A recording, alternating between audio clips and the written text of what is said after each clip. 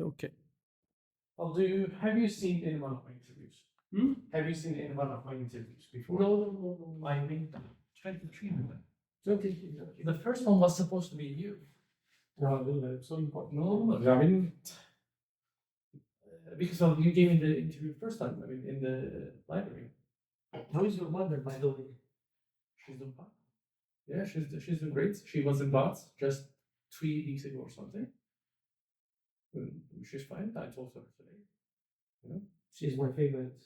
as a singer, like as a Turkish singer. No, from your family, she's my favorite because Including me. I think she's the main responsible for your behavior. Ah, okay. So I hope only the good parts of my behavior, though.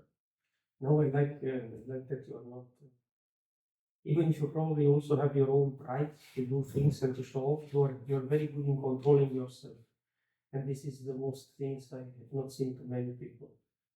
And I guess it's thanks to your mom that you're like this. It has to do with her. It cannot be any other reason.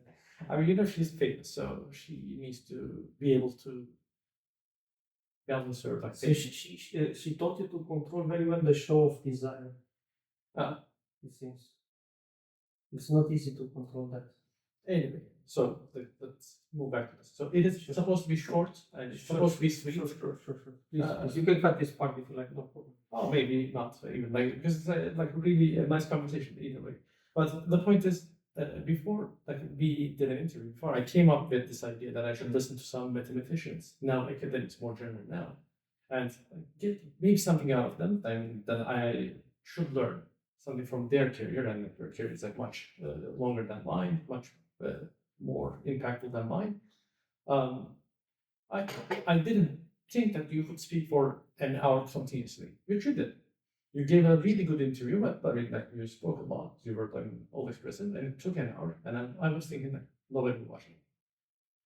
So I come up with one thing, which is like that I put a 15-minute timer. So we talked about we chat just like this in 15 minutes, and once it goes off, we just say thanks, and that's over. So shall I start the timer? Sure. Good. Now we're in the official interview time, and I mean, well, thank you for like giving me the second time interview. It's really fun to be at RISC. It's really fun to be hanging out with you. I'm glad that we're speaking some math. Maybe so if you get a different idea, then we can sort of talk about it on record too.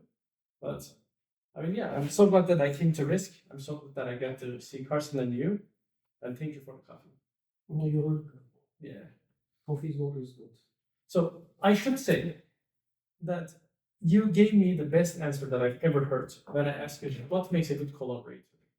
I'm not gonna say I don't remember. Exactly. I mean, I'm not gonna tell you what you said, but I'm like, maybe I should ask you that again. What makes you a good collaborator in your what makes me a good collaborator? What makes anyone a good collaborator? No, I can tell you about myself what I think makes me a good collaborator.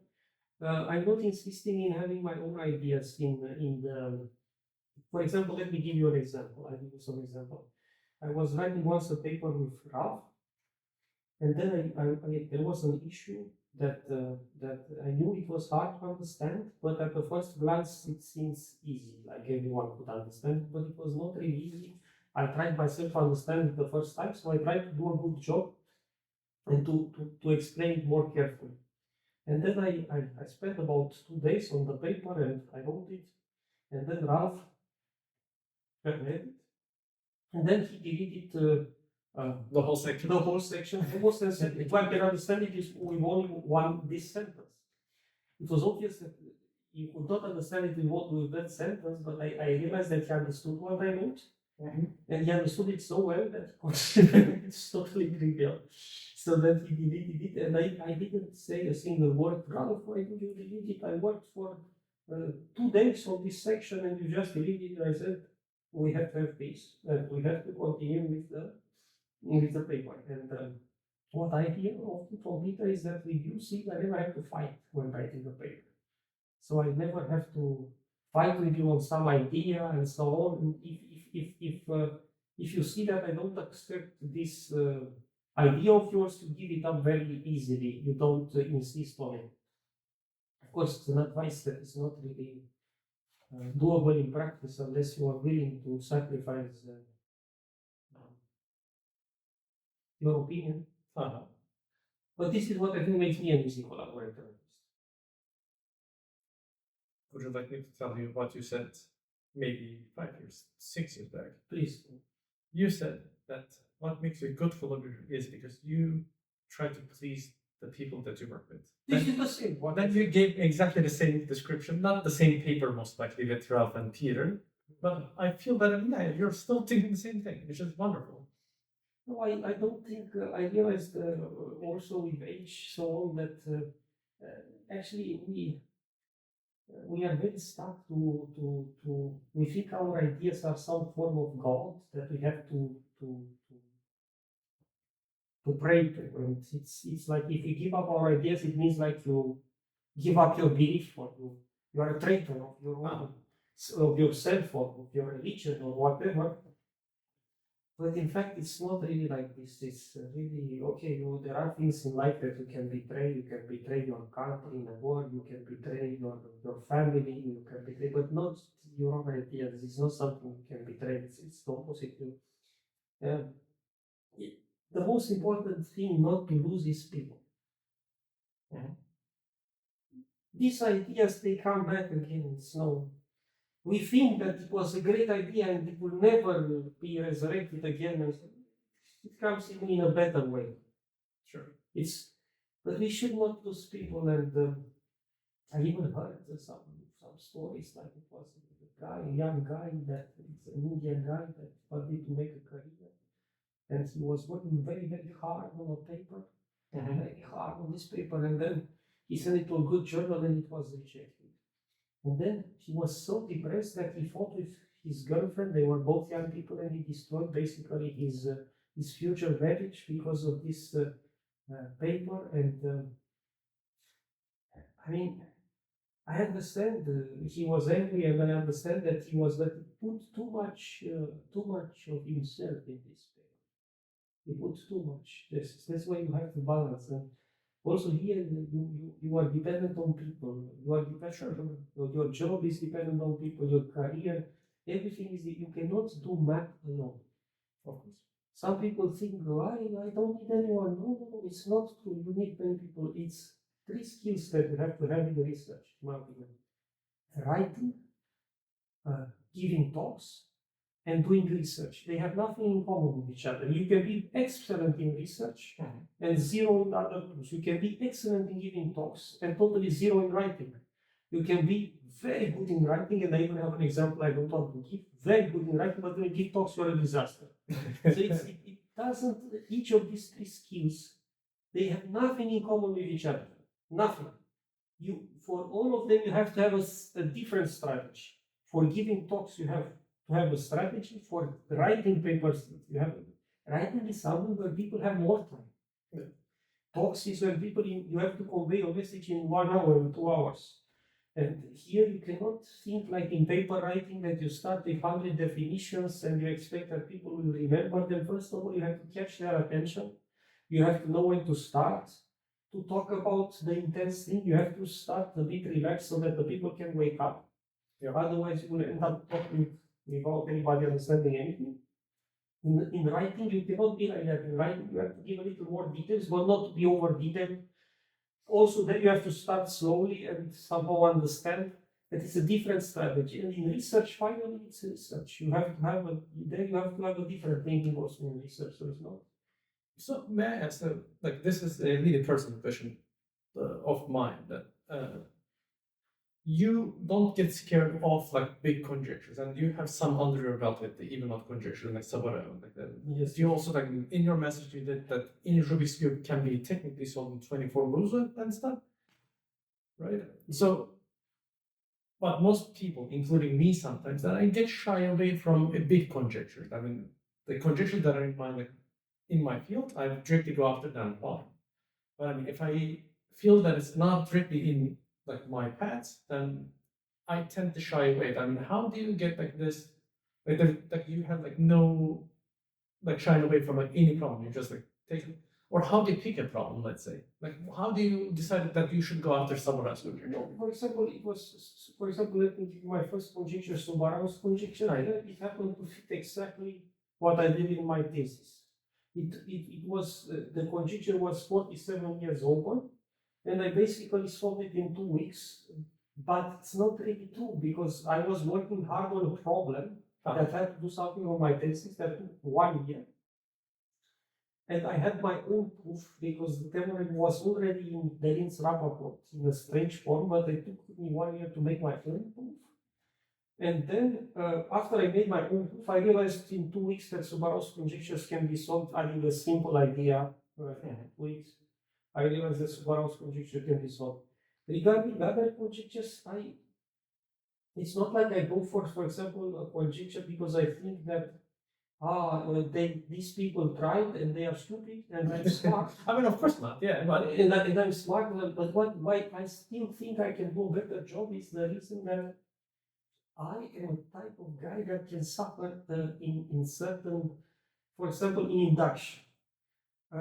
Many people say, it's a proof by induction, we omit it. But I realized very often that we are not, in fact, really understanding induction very well. I had with my student Liang Che an induction proof that was really, you really had to be understanding induction really well to see that it can be done by induction. So the induction hypothesis was not really clear. And I spent some time that would not give me any paper on induction. But the Yang would be much later than even odd conjectures, right? The Yang is this theta function identity. Yes. And there was something to prove there that had to do with induction. And in the end, it showed that induction is needed. And I spent some time with induction. I didn't say this can be done by induction. But I realized that I don't really understand induction so well. And for a mathematician, it's a huge blow to say. I mean, you do some 100 papers and somebody tells you, you don't know induction, and then it's like equivalent saying you are very good like these people, you don't know how to speak the Turkish language, you have errors. This is not the correct way. In Romania, it's like you tell this piece, you are uneducated. So it's something like it's not something easy to take for you. And then also I realized with this induction, I realized, okay, I did this and this, but I don't know induction. I can't do it. But I realized that, okay, one should not spend time with every idiotic problem for the wording that pops up, and if you see you don't understand it, let's spend time to understand it. But the problem like induction, it's something like in boxing, the jab. How many jabs do you do in a boxing match? Depends on the match, yeah. A huge number of boxing. So in almost every 30 seconds, you see a huge number of jabs. So of course you can say jab is something trivial. I don't need to do it well because it's something trivial, but you use it every single moment of your career. And this is the same with induction. Induction is something you can say, who cares about, I notice I have more difficult problems. But you use induction all the time. Yep. So you cannot really afford to not be good in induction. And I took the pen and really sat on some problems that I couldn't solve. And if I tell somebody I worked on this problem, this is very simple, it can be done. But I really took the pen and did it for about 1 month, 2 months of my life. I really spent this time and I tried very, very hard to nail down induction. Like Peter said, this is Peter's wording, nail down. I said, this induction I have to understand perfectly. I have to have completely clear how to set up an induction hypothesis, where can I use induction, what is notarial induction, what and how, with clear examples, and how to apply it and so on. And since that moment, I don't want to show off to you. I hope that people believe I show you. When it becomes a little hairy with details, they always come to my office. Always. So they always come to my office and they know that they will get an answer. I mean, my colleagues. Yeah. And I know that this is the thinking of the mathematician. He likes to go to the high things. And this gives me the courage to look at certain problems where others, not because they are stupid and because they cannot do it and because they don't have intelligence to do it, but because they are a little bit arrogant. And the arrogance sometimes makes them blind to the problem, because sometimes you just have to do careful work, organized work, and pay attention to details.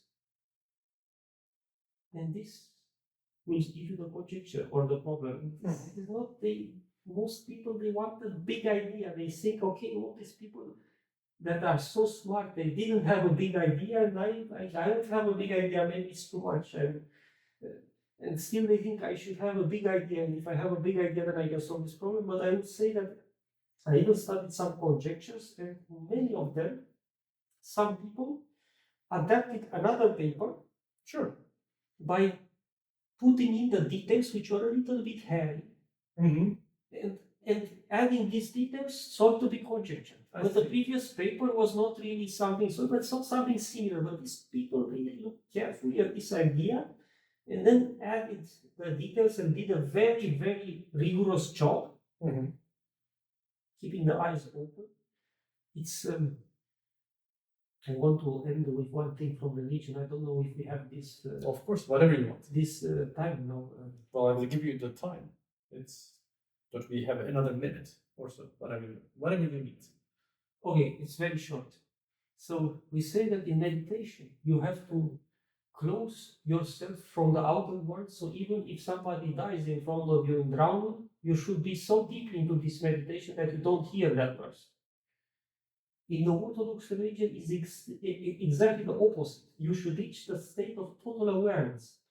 So whatever small detail happens in the air, you should not miss it. For example, think you are a mother with a kid and you want to cross the street.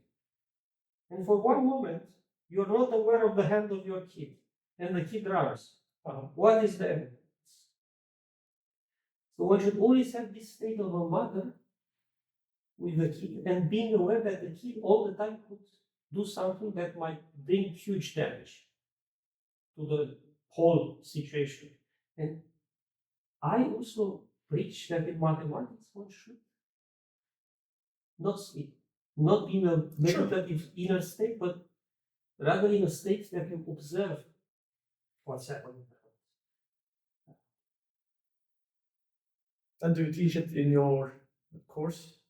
No, not reading. What is the course name? This is like the signature course of like Bruno Berger. I think it's I don't talk about such. Not religion, but I know not religion, that all cases can happen. I talk about induction. I talk about I showed induction with examples. I do Wikipedia, and I found an identity of sines and cosines, and I said, let's prove this by induction. I showed them the induction, how it works, and I showed them the problem. And the induction hypothesis was not, it was an identity that we had to consider odd even, and the odd at n implied the even at n plus 1, and so on. And they had to understand that here you can use induction and stitching in a sense, yeah. And some students, they understood and they could get the feeling of how it works, and they did it very well. Some other students, they tried, they didn't get the idea how to do it, but still I think induction is the biggest challenge for a mathematician to be able to master. That when you find identities and you find stuff, you see how it can be done by induction. It's not always so simple as one thing. To find the induction hypothesis and to see that clearly is here an induction. Yeah.